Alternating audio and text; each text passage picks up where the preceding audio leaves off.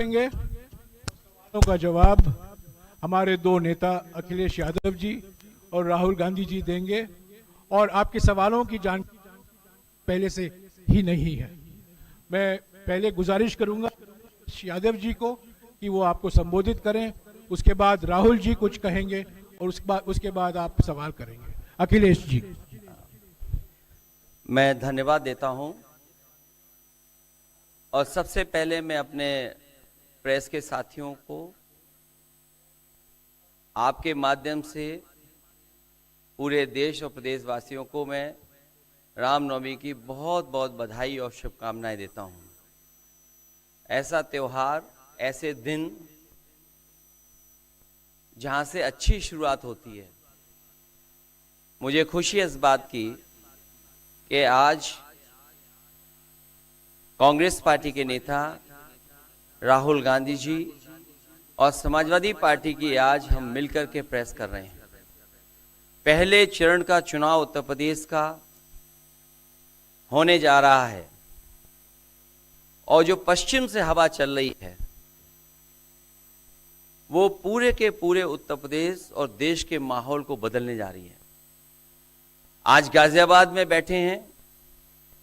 इस बार भारतीय जनता पार्टी को गाजियाबाद से लेकर के गाजीपुर तक इंडिया गठबंधन सफाया करने का काम करेगा। आज किसान दुखी है। तमाम जो वादे किए थे, भारतीय जनता पार्टी की हर बात झूठी निकली। उनके वादे झूठे। न किसान की आय दोगुनी हुई, न नौजवान को नौकरी रोजगार मिला, और जो सपने दिखाए थे, नैतिकता का बुलबुला था, वो भी टूट गया। इलेक्टोरल बॉन्ड ने इनका बैंड बजा दिया। भारतीय जनता पार्टी सभी भ्रष्टाचारियों का गोदाम बन गई। न केवल भ्रष्टाचारियों को ले रहे हैं, बल्कि भ्रष्टाचारियों ने जो कमाया है उसको भी अपने साथ रख रहे हैं। जहां उत्तर प्रदेश देश का सबसे बड़ा प्रदेश है, डबल इंजन की सरकार में जो दावा करते रहे डबल इंजन, उनकी होर्डिंग देखिए आप कि अब डबल वहां पर नहीं दिखाई देते हैं, अकेले दिखाई दे रहे हैं। इनके प्रत्याशी होर्डिंग से गायब हैं पेपर लीक के कारण। और उसके मां बाप को अगर हम जोड़ लें तो ऐसे 60 लाख नौजवान हैं। 60 लाख नौजवानों का भविष्य अंधकार में डाल दिया। और अगर 60 लाख का गुणा करें हम 3 से, 1 करोड़ 80 लाख, और 1 करोड़ 80 लाख को अगर हम डिवाइड कर दें 80 लोकसभाओं से, तो भारतीय जनता पार्टी का 2,25,000 वोट हर लोकसभा में कम हुआ है। इसलिए एक भी वोट बट ना पाए। जहां हमें मतदान करना है, वहीं मतदान के दिन हमें सावधान भी रहना है। अगर हम सावधान रह करके मतदान करेंगे और अपने बूथ की चौकीदारी करेंगे तो भारतीय जनता पार्टी का सफाया होगा। आने वाले चुनाव में, ये देश का चुनाव है, देश की जनता बदलाव चाहती है और बदलाव की हवा पश्चिम से उत्तर प्रदेश से चल रही है। और मुझे पूरा उम्मीद है आने वाले समय में इंडिया गठबंधन और नई सरकार देश में दिखाई देगी। शुक्रिया अखिलेश जी। राहुल जी।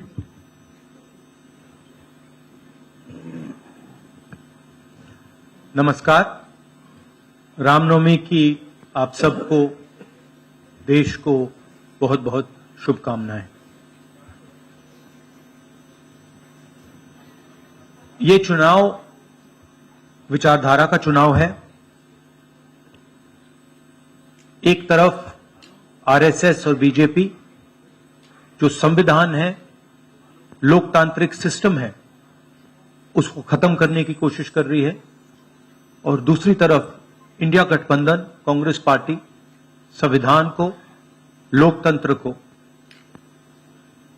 डिफेंड करने की कोशिश कर रही है, उसकी रक्षा कर रही है। चुनाव में 2-3 बड़े मुद्दे हैं। सबसे बड़ा बेरोजगारी, दूसरे नंबर पर महंगाई, भागीदारी। मगर बीजेपी 24 घंटा डिस्ट्रैक्शन करने में लगी रहती है। कभी प्रधानमंत्री समुद्र के नीचे चले जाते हैं, कभी आसमान में सी प्लेन पे चले जाते हैं, मगर जो मुद्दे हैं उनके बारे में ना प्रधानमंत्री ना बीजेपी बात करती है। कुछ दिन पहले प्रधानमंत्री ने एएनआई को बहुत लंबा इंटरव्यू दिया, स्क्रिप्टेड था मगर फ्लॉप शो था। प्रधानमंत्री जी ने उसमें इलेक्टोरल बॉन्ड्स समझाने की कोशिश की। प्रधानमंत्री जी कहते हैं कि इलेक्टोरल बॉन्ड्स का सिस्टम ट्रांसपेरेंसी के लिए लाया गया, राजनीति को साफ करने के लिए लाया गया। अगर यह सच है तो उस सिस्टम को सुप्रीम कोर्ट ने रद्द क्यों किया? और दूसरी बात, अगर आप ट्रांसपेरेंसी लाना चाहते थे तो जिन लोगों ने आपको पैसा दिया, बीजेपी को पैसा दिया, हजारों करोड़ रुपए दिए, उनका नाम आपने क्यों छुपाया था? और जिन तारीखों पे उन्होंने आपको पैसा दिया उसको आपने क्यों छुपाया था? पता लगता है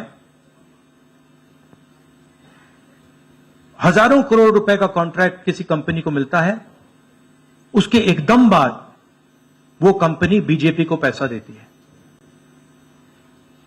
सीबीआई की इंक्वायरी होती है, ईडी की इंक्वायरी होती है, किसी कंपनी पर शुरू होती है, उसके 10-15 दिन बाद कंपनी करोड़ों रुपए बीजेपी को देती है और फिर सीबीआई की इंक्वायरी, ईडी की इंक्वायरी बंद हो जाती है। सड़क पे इसको एक्सटॉर्शन कहते हैं।